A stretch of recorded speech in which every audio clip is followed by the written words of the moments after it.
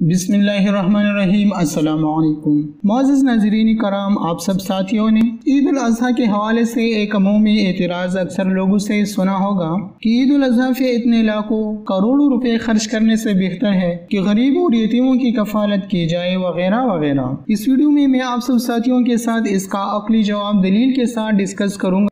मज़ीद डिस्कस करने से पहले इस वीडियो को लाइक करें, सुपीरियर टीवी को सब्सक्राइब करें और बेल आइकन पर ज़रूर क्लिक करें।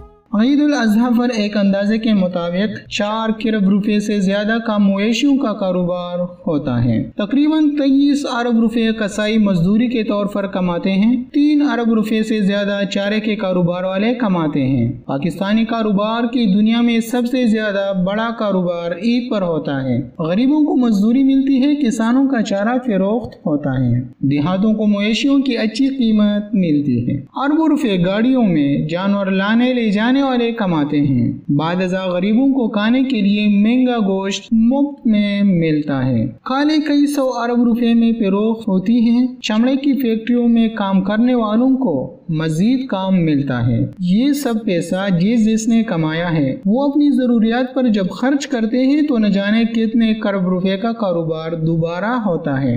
ये कुर्बानी गरीब को सिर्फ गोश्त नहीं खिलाती बल्कि आइंदा सारा साल गरीबों के रोजगार और मजदूरी का भी बंदोबस्त होता है। दुनिया का कोई मुल्क करोड़ों अरबों रुपए अमीरों पर टैक्स लगाकर पैसा गरीबों में बांटना शुरू कर दे, तब भी गरीबों और मुल्क को इतना फायदा नहीं होना जितना अल्लाह के इस एक हुक्म को मानने से एक मुसलमान मुल्क को फायदा होता है। इकोनॉमिक्स की जुबान में सर्कुलेशन ऑफ वेल्थ का एक ऐसा चक्कर शुरू होता है कि जिसका हिसाब लगाने पर अकल दंग रह जाती।